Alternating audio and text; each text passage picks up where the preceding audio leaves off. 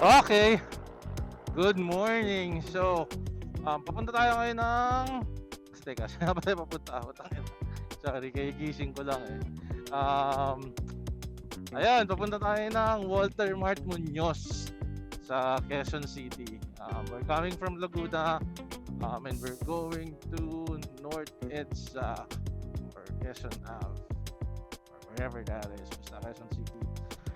So agenda is for us to get this mofo fixed. So the Insta360 camera, as you can see, medyo may mga blurred parts, and that is because magandang regalo sa akin nung December 24 is nalaglag siya from this motorcycle. I used to have a mount dito sa side mirror sa right dito, and yung mounting niya, which is yung normally kasama sa mga action camera like itong gamit ko sa SJ Cam, nag-snap, naputol dahil sa sobrang lakas ng hangin, and I guess because of the vibration as well. So yun, papunta tayo ng Quezon City kay Sir Jason. Ito yung Facebook page niya. Nakita ko lang din siya while searching a solution to my problem, kasi pwede ko naman siya ipadala sa Insta360 mismo. I already reached out to them and it's gonna take a while, so it's probably gonna be like 2 weeks at the very least. 2 weeks na wala sa yung unit, kasi wala namang authorized service center dito sa Pilipinas.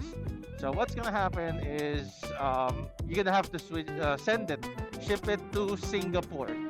I think Singapore yung pinakamalapit. So if that's something that you wanna do for yourself, gusto nyo kay Insta360 mismo mag-reach out, or if you have any valid warranty issues for that matter, yun, pwede nyo gawin yun. So how it works is that you reach out to them. Easiest way would be through their Facebook page, and then after that they will sort of assess.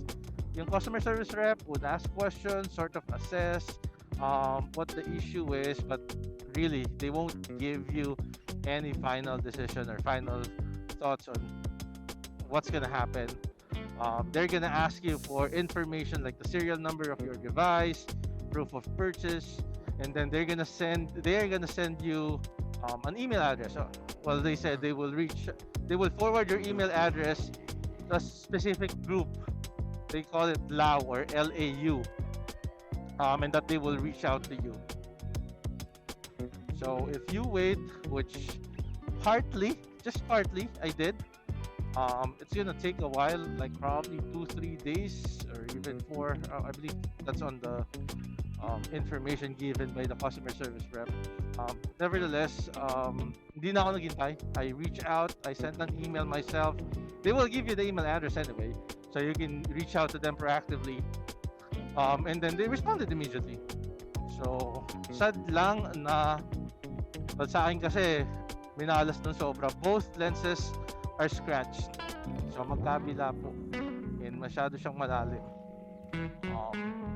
So cost, you're probably gonna be asking me, sir, magkano po yung magagastos daw, sabi ni Insta360. So first, shipping. I don't know how much the shipping would be, but it's gonna be I believe FedEx lang, walang local courier na kayang mag-ship. Well, at least based on the information that I got, or at least baka yun lang yung authorized nila. Dalawa lang I forgot what the other one is, but basically ayun nga, para ma-secure na rin siguro FedEx, at least medyo may pangalan, diba? Anyway, so yun nga, shipping, I don't know. You're gonna have to shoulder the shipping. If you have warranty and it's a valid warranty claim, you still have to pay for shipping.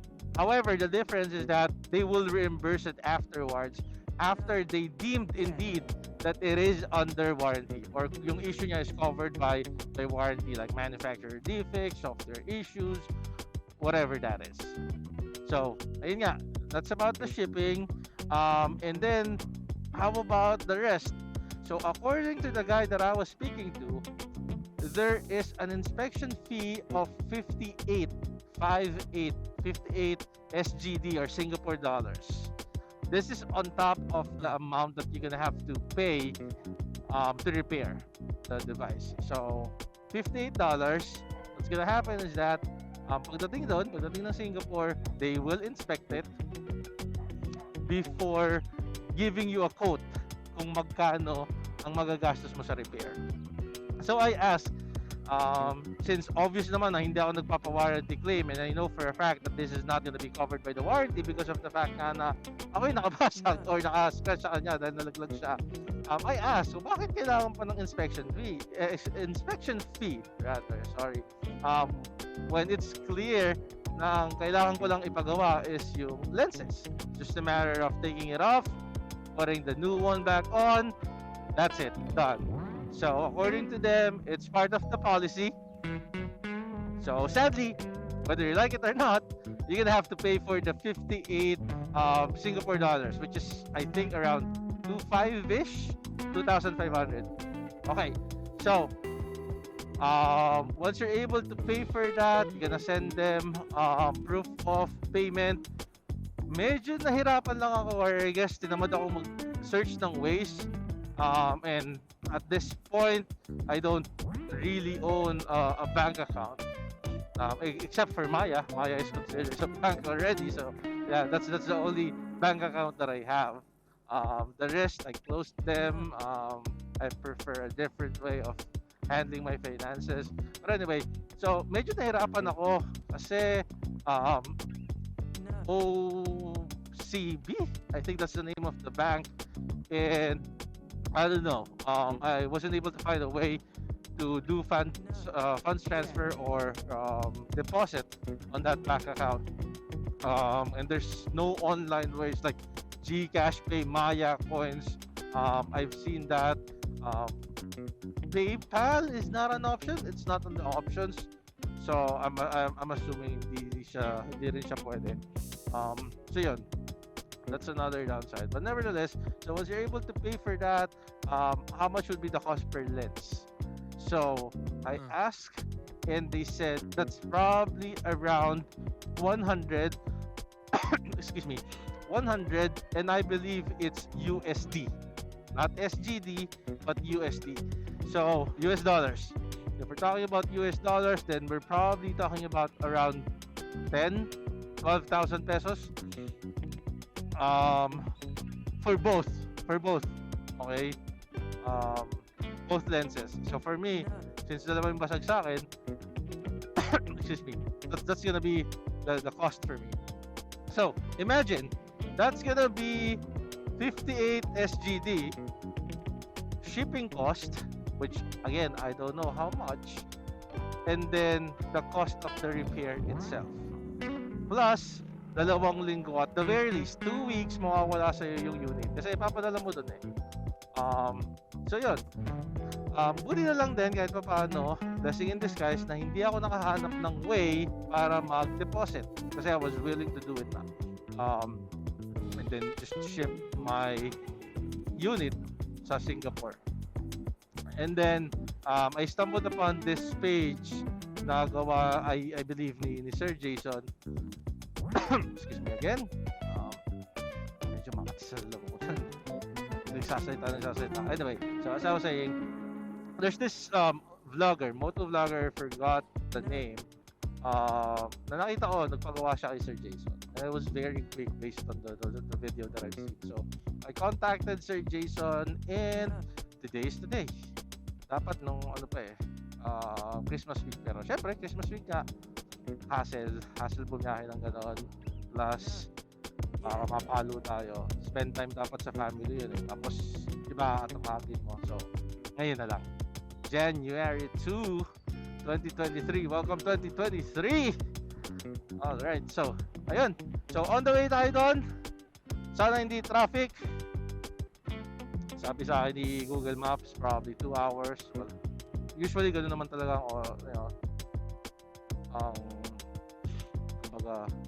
what's the term? Ganun yung time na ini-spend ko usually pag papunta doon, especially ganitong oras. So, yeah, kita-kits tayo mamaya doon. Tingnan natin. Sana nandun si Sir Jason, sabi niya sa akin, baka tama rin siya baka mapainom pero sabi naman niya magbubukas siya.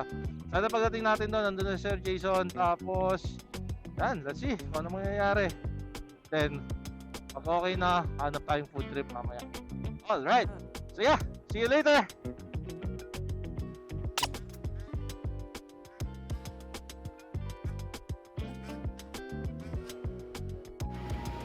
So yun nga, nandito na tayo.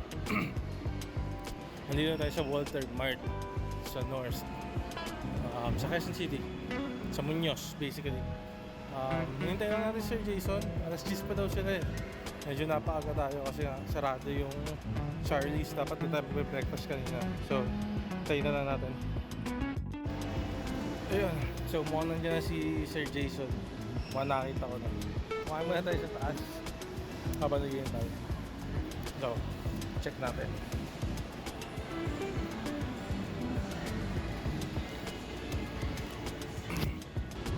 Ayan, ito yung shop na Sir Jason, Power Tech.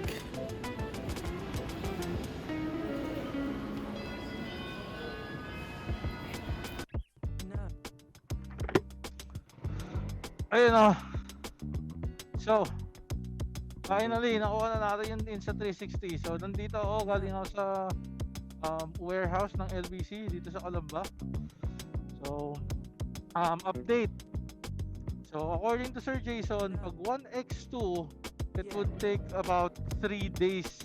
3 days processing. Or at the very least 2. So, yun yung nangyari sa akin. Yung 1x, yun ang mabilis lang. Pero 1x2 would take at least 3 days according to Sir Jason. So, ito na nga. Okay. So, kukuha ko lang sa kanya. Unfortunately, ang daming backlog nung ng LBC. So, that's why natagalan. Dapat nung Sabado ko pa ito nakuha unfortunately, yun nga, kinailangan ko pang i-pick up na lang para sure na makuha ko na immediately. Teka, ayusin natin yung mga kagagawa lang madali agad. Yan. Okay, so yun nga, pauwi na tayo ngayon finally. Nakuha na natin. So far okay, mukha naman okay. Mukha naman siyang okay. May mga markings lang, ewan ko kung visible. May mga markings lang nung tape. Pagdating ng bahay, mamaya lilinisin natin. Then we'll see. Ay, bakit kasi tinanggal mo yung guard? Actually may lens guard ako premium lens guard. Na hindi ko tinatanggal, I swear. Hindi ko siya tinatanggal. But for whatever reason, that day, that Christmas Eve, tinanggal ko siya. Tapos ayun na nga, ginamit ko, nalaglag, iyak. Ay nako. Ayun. Anyway, so quick update lang. Meron akong nakita kasi kanina, di ba? Kanina sa first part ng video, sabi ko, if you have an issue, you reach out to Insta360. They will assess, yada yada. They will, ask you questions, and then you're gonna have to ship the item to them at your cost for now. Now they will assess it. Once they deemed na it is under warranty talaga, then they will reimburse you the amount na ginastos mo for the shipping. Pero kanina, I saw a post sa isang Facebook group, and si Sir, sabi niya, for him, he did not shell out any money. Wala siyang nilabas na pera. I guess because they were able to identify that it is indeed an issue. It was a software issue. The guy was saying na Wi-Fi issue yung kanya. So what happened was, at least based dun sa post niya, what happened was he reached out to Insta360, and then they sent him instructions, I guess, to troubleshoot. And then while doing that, I guess hiningan siya ng video or photos while he was doing that, and then he sent it to them. So since they were not able to resolve the issue using the troubleshooting steps that they have provided, si Insta360 mismo or si LAU, I guess, excuse me, ang nag-arrange ng shipping ni sir. So, swerte ni sir, wala siyang nilabas na kahit ano, rather kahit magkano. And then si Insta360 na yung nag-arrange ng shipping niya. So yun, which is different dun sa unang scenario na sinabi ko. As you can see naman, it is based on actual conversation that I had with LAU. So, sabi nila, I would have to ship it. Ay, nandun din naman sa document na sinunod nila. If you have an issue, you have to send it to them. They will inspect, they will assess. If it's under warranty, you'll get a reimbursement. Otherwise, that's it. You're gonna have to pay for everything. So ayun nga, that's pretty much it. Again, thank you so much Sir Jason, napakabait kausap. So guys, recommended if you have issues with your 360 devices, X2, X1, X3, I think X3 though medyo questionable pa yung materials, but other than that, your 360 devices, you can reach out to him. Again, ito yung Facebook page niya, and yeah, feel free to send him a message. Napakating kausap.